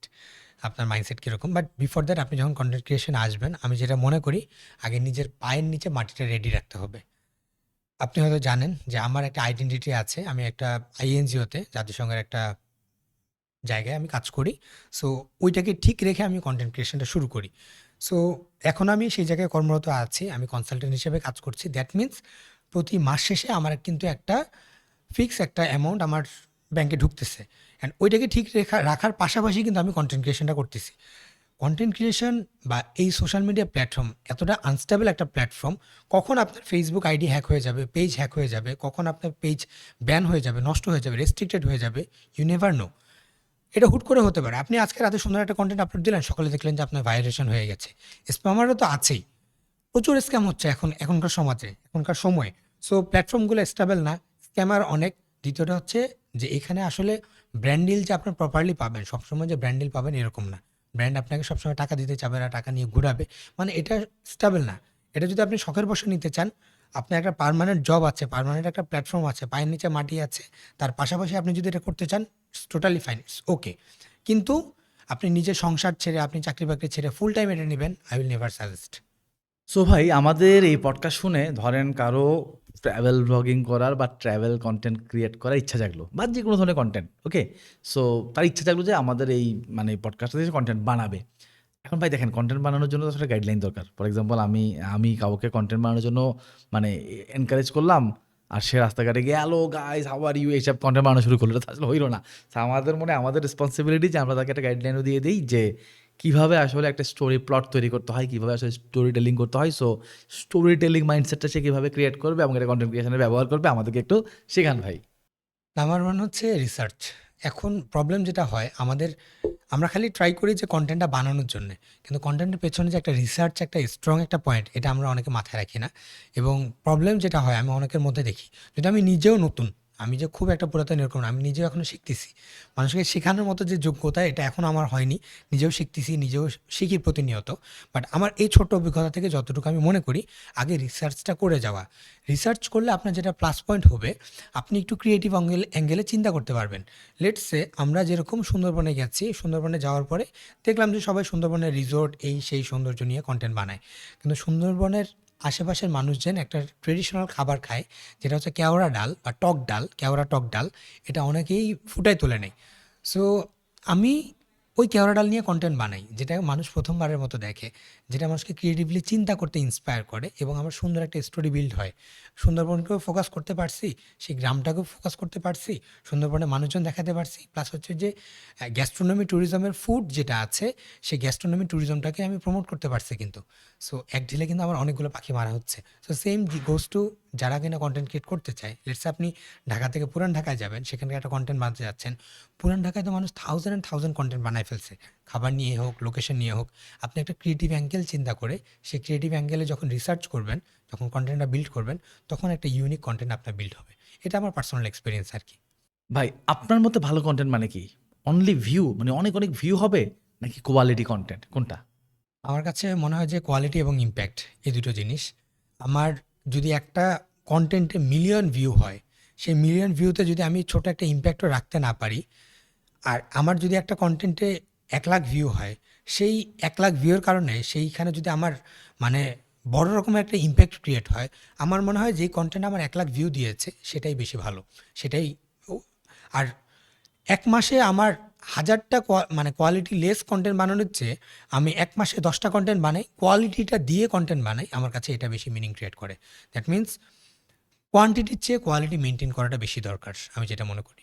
ভাই আমরা যারা স্টুডিওর ভেতরে কন্টেন্ট বানাই, আমাদের জন্য কিন্তু স্ক্রিপ্ট রাইটিং খুবই ইম্পর্টেন্ট। আমাদের স্ক্রিপ্ট থাকা লাগে, কারণ আমাদেরকে ফ্লুয়েন্টলি কথা বলতে হয়, ক্যামেরা ফোকাস হয়ে কথা বলতে হয়, ক্যামেরার দিকে মানে চোখ আর চোখ মানে চোখে চোখ রেখে কথা বলতে হয়। সো আমাদের জন্য স্ক্রিপ্টটা খুবই ইম্পর্টেন্ট। বাট যারা ট্রাভেল ব্লগিং করে, আমার ধারণা ফর এক্সাম্পল যে আমি আমার ফোনটা নিলাম, যে নিয়ে আমি হয়তো ফোনটাকে এই জাস্ট অন করলাম, অন করে আমি এভাবে ভিডিও বানানো শুরু করলাম। সো এমন হইতে পারে যে আমি তাকাই আছি সামনে, ফোনটা এখান থেকে আমি হাঁটতেছি, আশেপাশে সব কিছু আমি ফোনে দেখাচ্ছি। সো সো ট্রাভেল কন্টেন্টে আমার সবসময় আসলে আই কন্ট্যাক্ট থাকা নট নেসেসারি, কারণ ট্রাভেল কন্টেন্টে মূল ফোকাস আসলে আমার থেকে বেশি ফোকাস থাকবে আমার আশেপাশের জিনিসপত্রগুলো। সো ট্রাভেল কন্টেন্টে বলে স্ক্রিপ্টিং করাটা কি ইম্পর্ট্যান্ট, বা স্ক্রিপ্টিং কি করাই লাগে আপনাদের? আমার যেটা মনে হয় যে স্ক্রিপ্ট রাইটিংটা ইম্পর্টেন্ট, অন্তত বেসিক একটা স্ক্রিপ্ট ধরে রাখাটা ইম্পর্টেন্ট। স্ক্রিপ্ট রাইটিংয়ে আপনি যদি ধরে রাখেন, তাহলে যেটা হবে, পোস্ট পোস্ট প্রোডাকশনের জন্য স্ট্রাকচার যেটা আছে এটা সম্পূর্ণ বিল্ড হয়ে যায়, আর আপনি সুন্দর গুছানো একটা মানে কন্টেন্ট আপনি পাবলিশ করতে পারবেন। একটু আগে যে কোয়ালিটি কথা বলতেছিলাম, যে কোয়ালিটি কন্টেন্টটা আসলে আসলে বেশিরভাগই আসে প্রি প্রোডাকশন থেকে, আর রিসার্চটা প্রি প্রোডাকশনের একটা অংশ। ভাই আমি কিন্তু কনটেন্টের প্রতি এডিক্টেড, মানে কনসেন্স এডিক্টেড। লাইক আমি এক সপ্তাহ যদি কন্টেন্ট না বানাই, আমার ভিতর কেমন কেমন কাজ করে, মানে আমার আমার শরীর চুলকায়, আমার গা চুলকায়, মানে আমার কন্টেন্ট বানাইতে হবে। সো এই যে একটা এডিকশন আছে আমার মধ্যে কন্টেন্ট বানানোর। সো আপনিও কি কন্টেন্টের প্রতি এডিক্টেড, মানে এই ফিলটাকে আপনিও ফিল করেন? আমার এরকম আসলে এরকম ফিল হয় না। আমার যখন মনে হয় যে আমি কন্টেন্ট বানাবো, কখন ছাড়বো, এরকম। এটা আসলে আমার মনের উপর ডিপেন্ড করে। আমার যদি মন চায় যে আমি এখন এডিট করবো, কন্টেন্ট বানাবো, করি। না মন চাইলে করি না। বাট ট্রাই করি একটু কনসিস্টেন্সিটা রাখার জন্য আরকি। ভাই আপনি শর্টস ভিডিওকে বেশি প্রায়োরিটি দেন নাকি লং ভিডিওতে? কেউ যদি নতুন কন্টেন্ট ক্রিয়েশন শুরু করে, তার কি শর্টসে ফোকাস করা উচিত নাকি লংয়ে? উম তার এক্সপেরিয়েন্সের উপর ডিপেন্ড করতেছে এবং তার এক্সপার্টিসের উপর ডিপেন্ড করতেছে। কেউ যদি মনে করে যে আমার লং ভিডিওতে উইকনেস আছে, লং ভিডিও আমি বানাতে বেশি পছন্দ করি, এখানে আমার এক্সপার্টিস থাকতে পারে, তাহলে লং ভিডিও। বাট এখনকার অ্যালগরিদম, অডিয়েন্সের কথা চিন্তা করলে রিলসটায় ফোকাস করতে আমি বলব। কেননা ফেসবুকে যেহেতু অডিয়েন্স বেশি, বা হচ্ছে ইনস্টাগ্রামে অডিয়েন্স বেশি, এখানে তো আসলে ফোন দিয়ে মানুষ স্টোরি বেশি দেখতে পছন্দ করে। আর ফেসবুক বেশিরভাগ প্রমোট করে রিলসটাকে প্রমোট করে বেশি, বা শর্ট কন্টেন্টটাকে প্রমোট করে বেশি। আর মানুষও আসলে এখনকার অডিয়েন্স তো স্ক্রল বেসড, খালি ধুম ধুম ধুম ধুম খালি স্ক্রল করতে চায়। সো সেই জায়গা থেকে আমি বলবো যে আগে রিলটাকেই ফোকাস করা। ভাই এবার একটু সিরিয়াস আলাপ আলোচনায় আসি।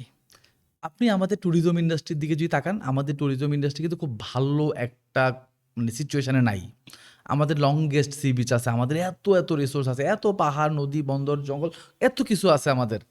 বাট আমরা কেন যেন ট্যুরিজম নিয়ে ভালো কিছু করতে পারতেছি না। এদিকে আপনি শ্রীলঙ্কার দিকে তাকান, একটা দেশ দেউলিয়া হয়ে গেছিল, সে আবার কামব্যাক করছে শুধু ট্যুরিজম দিয়ে। আপনি নেপালের দিকে তাকান। সো মানে আমার আশেপাশে এত এক্সাম্পল, কিন্তু আমাদের দেশে এত অপরচুনিটি, এত রিসোর্স, বাট কেন যেন আমরা ট্যুরিজম নিয়ে মানে সামনে আগাইতে পারতেছি না, সামনে মানে এটাকে আগায় নিতে পারতেছি না। এটা কিন্তু অনেক হিউজ রিসোর্স, মানে মানে হিউজ রেমিটেন্স আয় করার মতো একটা ইন্ডাস্ট্রি কিন্তু।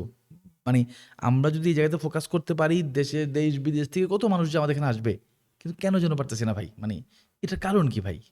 এখানে ২ জায়গা থেকেই আসলে কিছু লিমিটেশনস আছে। গভর্নমেন্ট এন্ড থেকেও আছে, আমাদের এন্ড থেকেও আছে। আমরা চিন্তা করি যে আসলে ঘুরতে যাওয়া মানে হয়তো দেশের বাইরে যাওয়া, ঘুরতে যাওয়া মানে হয়তো দূরে কোথাও যাওয়া।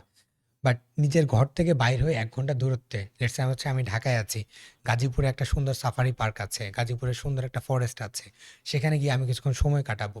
এই জিনিসটা অনেক সময় আমরা চিন্তা করি না।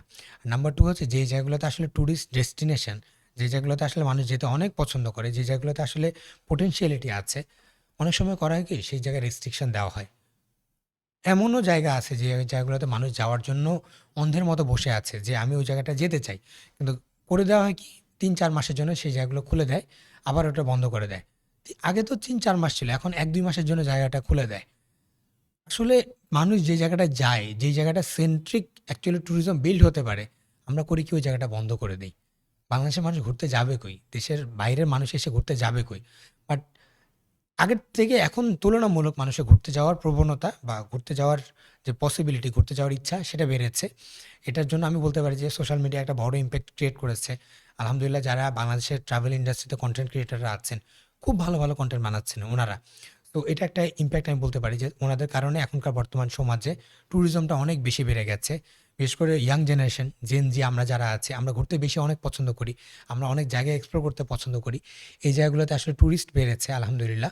বাট প্রবলেমটা হচ্ছে কিছু লিমিটেশনস। মনে করেন আমরা এখন আন্দারমানিকে যাব। আন্দারমানিকে আমার প্রপার সিকিউরিটি নাই। আন্দারমানিকে আমার সেফটি নাই। আন্দারমানিকে আমার যাওয়ার পারমিশন নাই।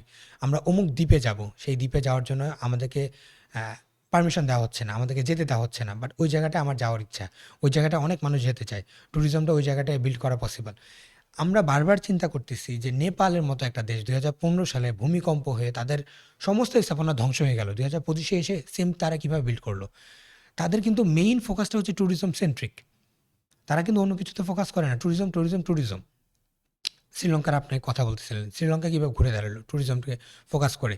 কারণ আমাদের দেশে আমাদের কেন পসিবল না? আমাদের দেশে ঘুরে ফিরে ট্যুরিস্টরা আসলে আমরা বলি কি কক্সবাজার যাও, পুরান ঢাকা যাও, এগুলো ছাড়া কি জায়গা নাই? তারা যদি একটা দ্বীপে যেতে চায়, হাজারটা রেস্ট্রিকশন। ভাই কেন? ঘুরতে যাওয়ার মতো বিদেশি ফিল যদি একটা জায়গা থাকে ওখানে আমরা রেস্ট্রিকশন বসায় দিয়ে রেখে দিই। আরে ভাই ঘুরতে যাবে কোথায় বাংলাদেশের মানুষ? আপনি যদি হাজারটা ডেস্টিনেশন দেয়, আমিয়াকুম নাফাকুম বাংলাদেশের মানুষ চাইলে যেতে পারতেছে না। এই নাপিতাছড়া, খইয়াছড়া, এক জায়গায় মানুষ কয়বার যাবে? এই এক কক্সবাজারে মানুষ কয়বার যাবে? এই এক বান্দরবনে কয়বার যাবে মানুষ? এখন আপনি যদি ডিফারেন্ট জায়গাগুলো না দেন, আপনি যদি এই কয়েকটা লিমিটেশনের বাইরে ঘুরতে না দেন, বাংলাদেশের মানুষ এক্সপ্লোর করবে কি? টুরিস্টরা যাবে কোথায়? তো আমার মনে হয় আসলে সরকারের একার দোষ না, কিছু দোষ আমাদেরও আছে। আমাদেরও যেরকম দোষ আছে, গভর্নমেন্টের কিছু লিমিটেশনস আছে। ২ পক্ষ যদি আমরা একসাথে কাজ করি, ২ পক্ষ যদি একসাথে চিন্তাভাবনা করি, তাহলে আমার মনে হয় এই জায়গাটা একটু গ্রো করা পসিবল। ভাই আপনার মতে বাংলাদেশের ট্যুরিজম ইন্ডাস্ট্রিতে কি পরিবর্তন আনা উচিত? যদি আমরা ট্যুরিজমকে একটু উপর দিকে নিয়ে যেতে চাই। আরেকটু স্পেসিফিক করি। ধরেন আপনাকে আমি ট্যুরিজম মানে মিনিস্ট্রির একটা পদ দিয়ে দিলাম। যে আপনি একটা বড় পজিশন পাইছেন। আপনি যদি ট্যুরিজম মিনিস্ট্রির একটা বড় পজিশন পান, তাহলে আপনি বাংলাদেশের ট্যুরিজম সেক্টরে কি পরিবর্তন আনবেন? আচ্ছা, আমি যেহেতু এখন জেন জি হিসেবে রিপ্রেজেন্ট করি, তো আমি প্রথমেই যেটা টার্গেট করব সেটা হচ্ছে সোশ্যাল মিডিয়াটাকে। কেননা সোশ্যাল মিডিয়াতে যেহেতু এখন সবাই এঙ্গেজড, আমি ট্রাই করব বাংলাদেশের ট্যুরিজমটাকে সোশ্যাল মিডিয়াতে আরেকটু লার্জার স্কেলে পৌঁছায় দেওয়ার জন্যে। কেননা যেহেতু মানুষ, বিশেষ করে দেশের বাইরের মানুষ, সোশ্যাল মিডিয়ার থ্রুতে বাংলাদেশকে জানবে, সোশ্যাল মিডিয়ার থ্রুতে বাংলাদেশকে দেখবে। সো বেশ কিছু ইনফ্লুয়েন্সারকে আমি অনবোর্ড করব, যারা যেন বাংলাদেশের ট্যুরিজমটাকে নিয়ে আরও বেশি প্রমোট করে এবং বাংলাদেশের ট্যুরিজম নিয়ে বেশি কাজ করে। নাম্বার 1। নাম্বার 2 হচ্ছে, যেই জায়গাগুলোতে আসলে হিডেন বিউটি আছে এবং বাংলাদেশের মানুষ যেতে পারে এবং যাওয়া পসিবল হচ্ছে না, সেই জায়গাগুলোতে কীভাবে মানুষ ইজিলি যেতে পারে এবং বেশি মানুষ সেখানে কীভাবে যাওয়া যায়, কীভাবে সেখানে সেফটি সিকিউরিটি বাড়ানো যায়, কীভাবে সেই জায়গাটার ইকোসিস্টেমটাকে ধরে রেখে সেখানকার মানুষ ঘুরতে পারে, এই জায়গা নিয়ে আমি কাজ করব। নাম্বার 2। নাম্বার 3 হচ্ছে স্ক্যামটা কীভাবে বন্ধ করা যায়। বিশেষ করে যেগুলো ট্যুরিস্ট স্পট আছে, প্রচুর স্ক্যাম হচ্ছে। ২০ টাকার পানি বোতল আমি শুনেছি ২০০ টাকা দিয়ে বিক্রি করে। নাম্বার 3 হিসেবে আমি স্ক্যামিংটা বন্ধ করার ট্রাই করব। বাদবাকি আমি যেটা মনে করি যে ট্যুরিজম বোর্ড আলহামদুলিল্লাহ অনেক ভালো কাজ করতেছে। তারা অনেক কিছুতে অ্যাডভান্স লেভেলে কাজ করতেছে। সো তাদের সাথে অ্যালাইন থেকে আমি দেশের জন্য কাজ করার ট্রাই করব। এই আরকি। ভাই আরেকটা ইম্পোর্টেন্ট প্রশ্ন। আমরা যারা ছেলে, আমরা তো ধরেন মন চাইলো এদিক ওদিক চলে গেলাম, সুন্দরবনের জঙ্গলে আপনি ঢুকে যাচ্ছেন। সো আমরা যারা ছেলে এটা আমাদের জন্য পসিবল। বাট আমাদের তো অনেক মেয়েও আছে যারা ট্রাভেলিং করতে পছন্দ করে। সো বাংলাদেশে এখনও কি মানে ফিমেল ফ্রেন্ডলি ওই ট্রাভেলিং এনভায়রনমেন্ট কি ক্রিয়েট হইছে? মানে মেয়েরা কি চাইলেই ছেলেদের মতো পারবে যে কালকে আমি ওইদিকে চলে যাবো, আমার ইচ্ছা আমি একাই চলে যাবো, এটা কি পসিবল? আই এম সরি, এটা মেয়েদের জন্যে এখন অ্যাপ্লিকেবল না। বাট কিছু, কিছু জায়গায় অবশ্য এখন বাংলাদেশে সেফ আছে। কক্সবাজার আগে যদিও চিন্তা করতাম যে মেয়েদের জন্য সেফ, বাট কক্সবাজার ইদানিং অনেক কেস আমি দেখতে পাচ্ছি। সো কক্সবাজারও আসলে মেয়েদের জন্য একা যাওয়াটা নিরাপদ না। সেন্ট মার্টিন মেয়েদের জন্য একা যাওয়া নিরাপদ। সেন্ট মার্টিনটা আসলে ছোট একটা জায়গা এবং যথেষ্ট সিকিউরিটি থাকে। সো শিপে গিয়ে শিপে আসা এবং সেখানে একটা ডেকোরেট জায়গা থাকা, সেন্ট মার্টিন সেফ। বাট মেয়েদের জন্য আসলে বাংলাদেশ পুরোটা একা ভ্রমণটা এখনো মানে মানে সরি টু সে এটা সেফ না। দ্বিতীয় এটা ছেলেদের কথা বলতে গেলে ছেলেরা একা, যেহেতু আমি নিজেই সোলো ট্রাভেল করি, একা একা অনেক জায়গায় যাই, মোস্ট অফ দ্য জায়গায় আমি একাই যাই, আমার সাথে আসলে এরকম কেউ থাকে না। বাট কিছু কিছু জায়গা যেমন পাহাড়ি এরিয়া, সুন্দরবন এরিয়া, এই জায়গাগুলোতে আসলে 2-3 জন বা টিম নিয়ে যাওয়াটাই সেফ। আপনি যদি সুন্দরবনে যান, বন অধিদপ্তরের বা ফরেস্টের কাউকে একসাথে একজনকে সাথে নিয়ে তারপরে যান, তাহলে জিনিসটা আপনার জন্য সেফ। সেম গোস টু পাহাড়ে একজন ট্রাভেল গাইড আপনি নিয়ে যান, বা ট্রাভেলের সেখানে যারা নিয়োজিত আছে লোকাল একজন কাউকে নিয়ে যান, সেই জায়গাগুলোতে আসলে একজন নিয়ে যাওয়া সেফ। আর মোটামুটি ঢাকার আশেপাশের যে জায়গাগুলো আছে, এই জায়গাগুলোতে আসলে ছেলেদের জন্য ঘোরাঘুরি, একা ঘোরাঘুরির জন্য মোটামুটি সেফ বলা যায়। ভাই আমরা তো অনেকক্ষণ ধরে ধরেন ট্রাভেলিং নিয়ে কথাবার্তা বলতেছি, দেশ পরিবর্তন নিয়ে কথাবার্তা বলতেছি। আপনাকে তো আমি মন্ত্রী মিনিস্টারও বানাই দিছি। সো এইবার আসেন ভাই আমরা একটু মানে আপনার লাইফ নিয়ে কথাবার্তা বলি। ভাই লাইফের কোন মোমেন্টটায় আপনার খারাপ লাগে বা নিজেকে একা, একা মনে হয়? একা আসলে ওইরকম মনে হয় জায়গাটা খুব কম থাকে। বাট ওই যে বললাম, কিছু কিছু জায়গায় যখন বেটার কোনো জায়গায় যাই, রিসোর্টে যাই বা বেটার কোনো একটা হোটেলে যাই, যেখানে কিনা একটা ভালো খাবার আছে, যেখানে কিনা ভালো একটা পরিবেশ আছে থাকার মতো, তো ওই সময়টাতে মনে হয় যে এখানে যদি আব্বু আম্মু থাকতো, ফ্যামিলি মেম্বার থাকতো, তাদেরকে নিয়ে হয়তো একটা ভালো খাবার খেতে পারতাম, তাদেরকে নিয়ে হয়তো ভালো একটা সময় কাটাতে পারতাম।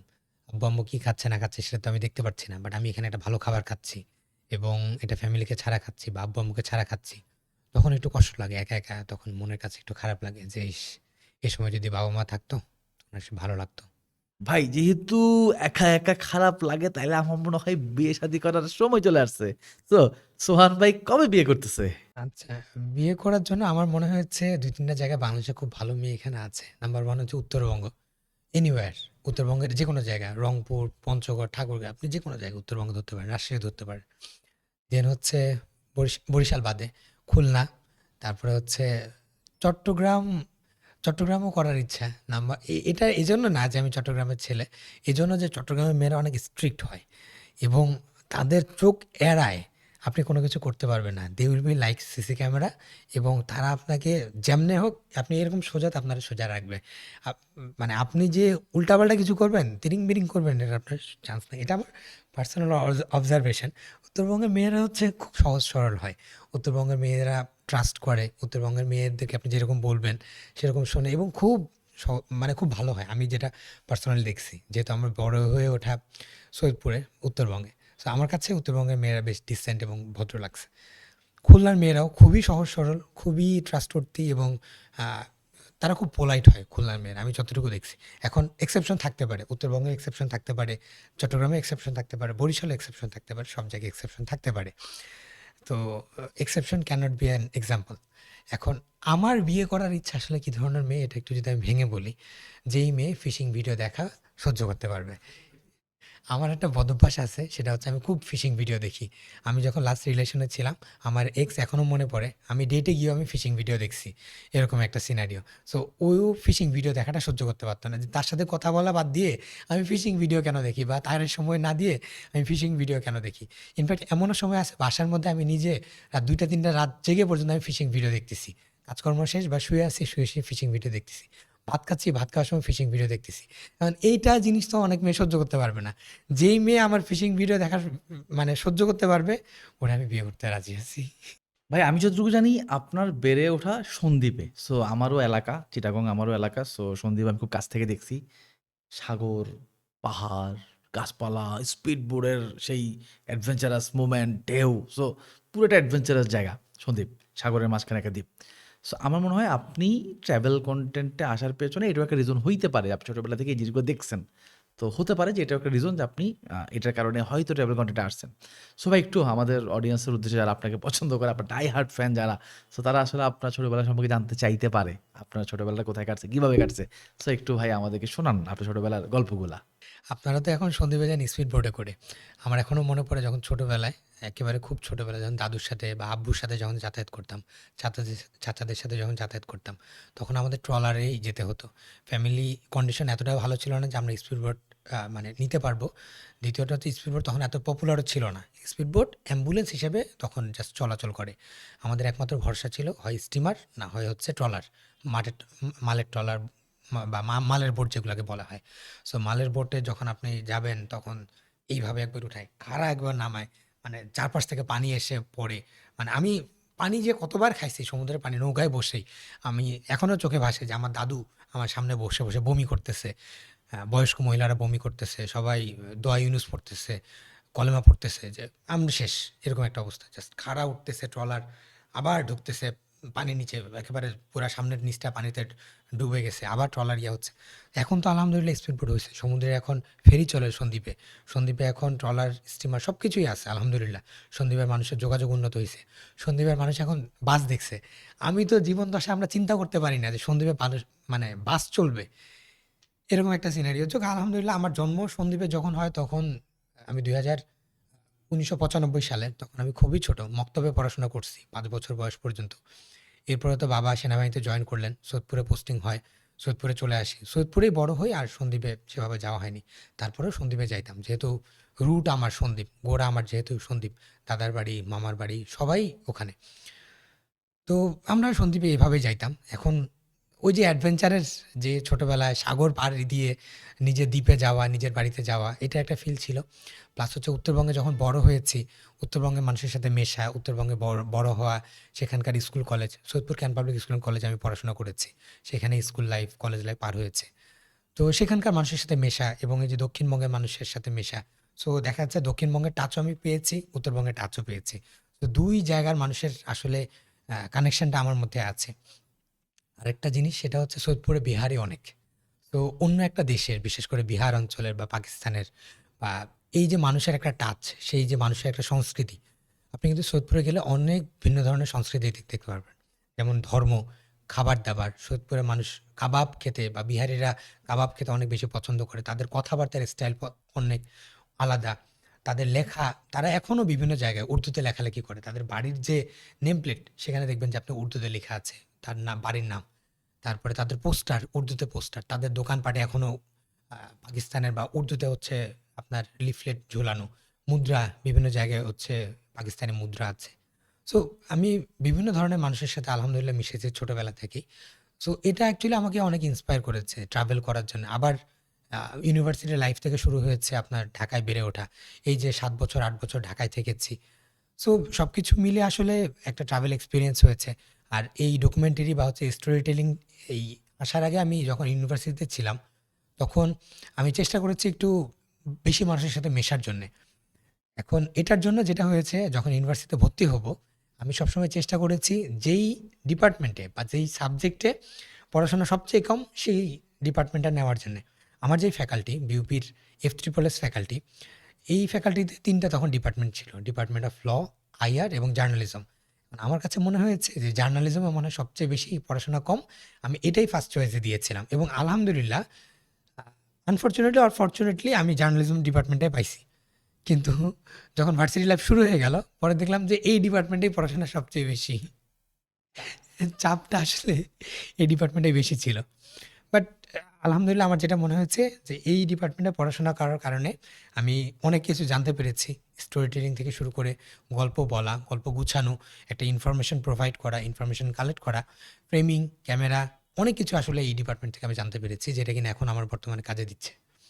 ভাই আপনি জার্নালিজম নিয়ে পড়াশোনা করছেন, সো আপনি একটু আগে আমাকে বলছেন যে আপনার মানে এই কি বলবো, মানে আপনার মানে ইয়াতে আসা জার্নালিজম নিয়ে পড়াশোনা করাটা আপনার জন্য একটা ভুল ডিসিশন ছিল। সো আমার কাছে মনে হয় এটা রাইট ডিসিশন ছিল। সো এই যে আপনি কন্টেন্ট নিয়ে রিসার্চ করতেছেন, এই রিসার্চ, আপনার যে রিসার্চ নলেজ, এটা তো আমার মনে হয় জার্নালিজম ব্যাকগ্রাউন্ডে পড়ার কারণে আপনি পাইছেন, বাই ডিফল্ট পাইছেন। সো এটা ভাই অ্যাবসলিউটলি রাইট ডিসিশন ছিল যে আপনি জার্নালিজমে পড়ছেন। ভাই আমার না বাংলাদেশের ট্যুরিজম ইন্ডাস্ট্রি নিয়ে একটা অভিযোগ আছে। সো দেখেন, আমার না ছোটবেলাতে খুব একটা শখ যে আমি বানজি জাম্প করব। সো আমি সামহাও দেশের বাইরে যাওয়া হয় নাই বা আমি বানজি জাম্প করার সুযোগ পাই নাই। কিন্তু আমাদের দেশে কি বানজি জাম্প করার সুযোগ তৈরি করা সম্ভব না? আমাদের তো ধরেন এত উঁচু, উঁচু পাহাড় আছে। এই পাহাড়ের চূড়া আছে। তা আমরা কি চাইলে এখান থেকে বানজি জাম্প করার কোনো ডেস্টিনেশন বানাইতে পারি না? বা কেন করতেছি না আমরা? বা বাংলাদেশে মানে কেন বানজি জাম্প করার জন্য আমার নেপালেই যাইতে হবে? Why not Bangladesh? আচ্ছা, আসলে চ্যালেঞ্জ অনেক জায়গায় থাকে। ন্যাচারাল কিছু চ্যালেঞ্জ আছে, রিসোর্সের দিক থেকে কিছু চ্যালেঞ্জ আছে। আমরা খালি মনে করি যে বাঞ্জি জাম্পিং আমাদের দেশে হয়তো কেউ করতেছে না, এরকম না। আমার মনে হচ্ছে এটার পেছনে যে ইনভেস্টের একটা ফ্যাক্টর। ইনভেস্টমেন্টটা আমাদের বাংলাদেশে এখন পর্যন্ত সেইভাবে আসেনি। আসছিল। আসার পরে দেশের বাইরে থেকে বাংলাদেশ ট্যুরিজম বোর্ড এক্সপার্টিসও নিয়ে আসছিল। তাদেরকে এনে হিমছড়িতে নিয়ে যাওয়া হয়েছে বাংলাদেশ ট্যুরিজম বোর্ড থেকে। তাদেরকে লোকেশন দেখানো হইছে। তারা লোকেশন এক্সপেরিমেন্টও করছে, সবকিছু রিসার্চও করছে। কিন্তু রিসার্চ করার পরে, এটা আমি জাস্ট একটা স্পটের কথা বললাম, আদার স্পট আমি জানি না। রিসার্চ করার পরে তারা যে ডেটাটা দিছে সেটা হচ্ছে বানজি জাম্প করার জন্যে একটা উঁচু জায়গা লাগে, নাম্বার 1। উঁচু জায়গার উপরে তারপরে সেখানে আরেকটা ইনফ্রাস্ট্রাকচার ডেভেলপ করতে হয় যেন তারা সেই জায়গা থেকে লেটস সে হচ্ছে আমি এখান থেকে জাম্প করব। সো এটা যেন শক্ত থাকে।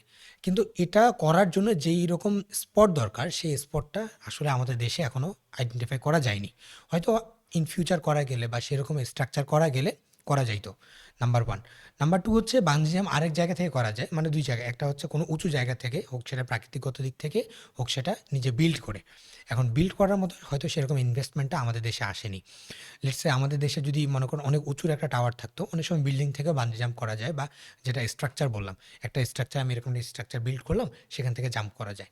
তো ওইটার জন্য যে ইনভেস্টমেন্ট বা ওই রকম যে স্ট্রাকচার দাঁড় করানো, সেরকম স্ট্রাকচার দাঁড় করানো বাংলাদেশে এখনো পসিবল হয়নি। যদি এরকম কেউ পসিবিলিটি ক্রিয়েট করতে পারে, কেউ যদি বানজি জাম্প করা যেতে পারে, যেরকম একটা ইনিশিয়েটিভ নেওয়া হয়েছিল পূর্বাচলে, আমাদের ঢাকার যেন মানুষজন বানজি জাম্প করতে পারে। পূর্বাচলে 300 ফিটেই একটা বানজি জাম্প করার জন্য একটা ইনিশিয়েটিভ নেওয়া হয়েছিল, যদিও পরে সেটা সাকসেসফুল হয়নি। তো আসলে আমাদের রিসোর্সের দিক থেকে একটু আমাদের কমতি আছে, আমাদের ন্যাচারাল রিসোর্সের দিক থেকে আমাদের কমতি আছে। তো এই কারণে আসলে বানজি জাম্প কেন বাংলাদেশে অ্যাডভেঞ্চার স্পোর্টসটাই পসিবল হচ্ছে না। প্যারাগ্লাইডিং বাংলাদেশে নাই। প্যারাগ্লাইডিং করতে গেলে আমাদেরকে নেপাল যাইতে হচ্ছে, আমাদেরকে পাশের দেশে যাইতে হচ্ছে, আবুধাবি যাইতে হচ্ছে। কেন যাইতে হচ্ছে? বাংলাদেশে সেরকম স্পট নাই। প্যারাগ্লাইডিং করার জন্য যে জায়গাটা আমাদের দৌড়ে পার হতে হবে, যে জায়গা থেকে আমি জাম্প করতে পারবো, যে জায়গা থেকে আমি ফ্লাই করতে পারবো, সেরকম স্পোর্টস নাই। বাংলাদেশের পাহাড়গুলো কীরকম? সবগুলোতে গাছগাছালি। আপনি যে জাম্প করবেন কোথা থেকে? আপনি যে ল্যান্ড করবেন, ল্যান্ডটা করবেন কোথা থেকে? আমরা মনে পড়ে, আপনি হয়তো জানেন যে বাংলাদেশে আমি কন্টেন্ট ক্রিয়েটর হিসেবে প্যারাগ্লাইডিং করেছি বাংলাদেশের আকাশে। কিন্তু বাংলাদেশের আকাশে আমি কিন্তু পাহাড় থেকে ফ্লাই করিনি। আমি ফ্লাই করেছি মানিকগঞ্জে। মানিকগঞ্জের একটা চরে আমি আরেকজন ভাইয়া, আমরা ২ জন হচ্ছে, ভাইয়াটা মূলত দেশের বাইরে অনেক ভালো প্যারাগ্লাইডিং করেছেন। সো বাংলাদেশে উনি যখন আসেন, উনার হেল্পে আমি প্যারাগ্লাইডিংটা করেছিলাম। তো ভাইয়া মানিকগঞ্জের একটা চরে চলে যান। তো সেখান থেকে আমরা দড়ি দিয়ে একটা গাড়ির হেল্পে তারপরে আমরা ফ্লাই করি। সো এখন তো এটা পসিবল না, যেহেতু বৃষ্টি হচ্ছে না, বা হচ্ছে বৃষ্টি হচ্ছে যেহেতু, এবং বাংলাদেশে ওরকম এনভায়রনমেন্ট নাই। সো এখন বাংলাদেশে প্যারাগ্লাইডিংটা ওইভাবে হচ্ছে না।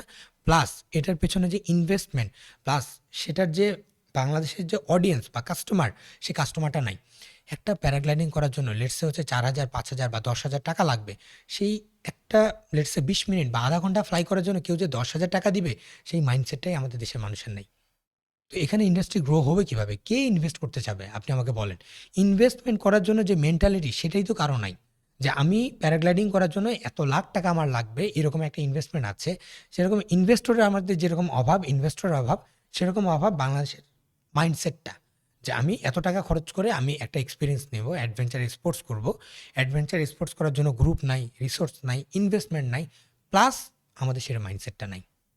সোহান ভাই, আমরা আমাদের পডকাস্টে একদম লাস্টের স্টেজে চলে আসছি। সো লাস্টে এসে আমি আপনাকে একটা প্রশ্ন করব, যে প্রশ্নটা অ্যাকচুয়ালি অডিয়েন্সের উদ্দেশ্যে আপনি আনসার করবেন।